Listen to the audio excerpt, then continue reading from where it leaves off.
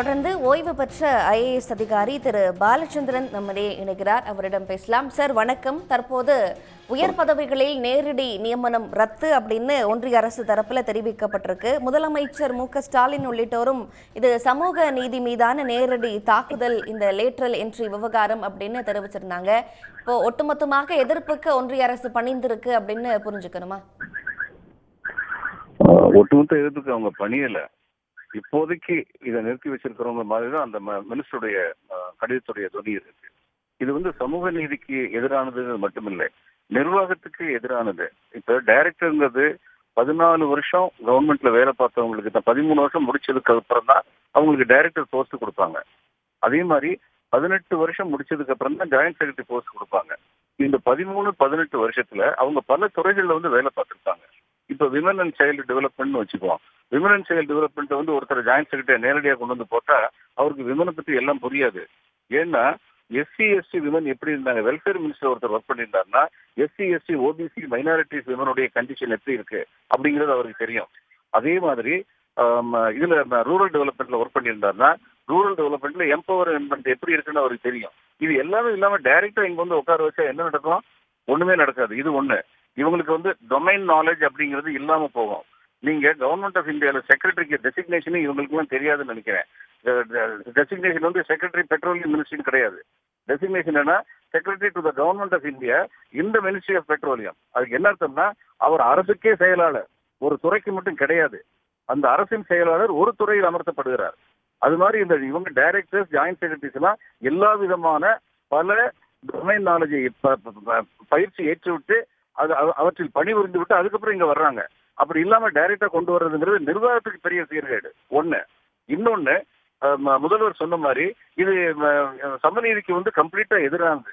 அந்த அமைச்சர் கடிதம் எழுதினாராம், இது சமநீதிக்கு எதிரானதாக இருப்பதனால் நாங்கள் இதனை இப்போதைக்கு தள்ளி வைத்து விடுகிறோங்கிற மாதிரி ஏதோ எழுதினாராம். அப்ப முதல்ல இதை கொண்டு வரும்போது இது சமநீதிக்கு எதிரானதுன்னு அவங்களுக்கு தெரியாதா?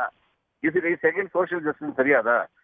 வேணுமுன்னே தான் திட்டம் போட்டு தான் செஞ்சாங்க. இவங்க பதவிக்கு வந்த உடனே மகாத்மா காந்தி ரூரல் கேரண்டி ஸ்கீமை காலி பண்ண பார்த்தவங்க தானே, அதனுடைய இதெல்லாம் அலாட்மெண்ட் எல்லாம் குறைச்சவங்க தானே.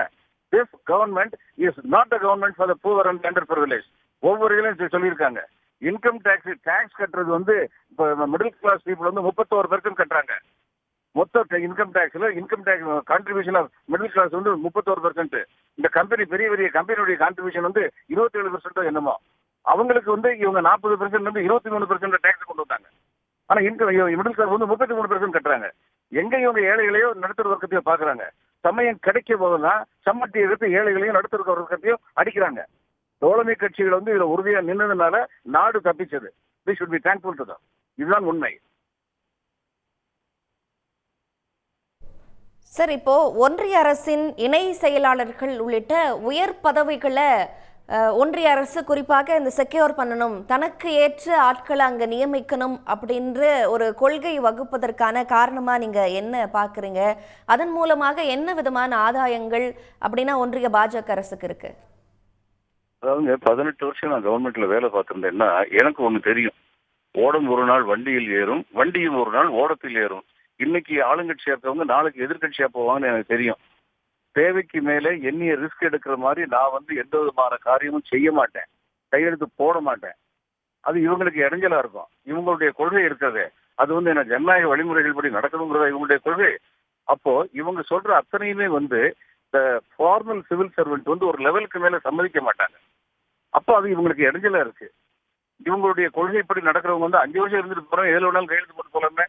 இப்ப முதல்ல இவங்களுடைய பிரச்சனை என்னன்னா, இப்ப சிஏ பாருங்க, சிஏல நீங்க என்ன செய்ய போறீங்க? ஒரு நாடு ஒரு தேர்தல்களே சட்டமன்றங்களுடைய ஆளுமையை சான்றாண்மையை நீங்க எப்படி சாவரனிட்டியை நீங்க எப்படி ப்ரொடெக்ட் பண்ண போறீங்க? எதுவும் கிடையாது. வெறுமனே வாய் வார்த்தை விட்டு ஒரு நாடு ஒரு தேர்தல். அதே மாதிரி சிட்டிசன்ஷிப் அமெண்ட்மெண்ட் ஆக்ட், இதே மாதிரி தான் இதுவும். இதுல நீங்க கொண்டு வர்றாங்களே ஆட்கள், அவங்க are they coming under the jurisdiction of the vigilance section of the government of India வர்றாங்களா?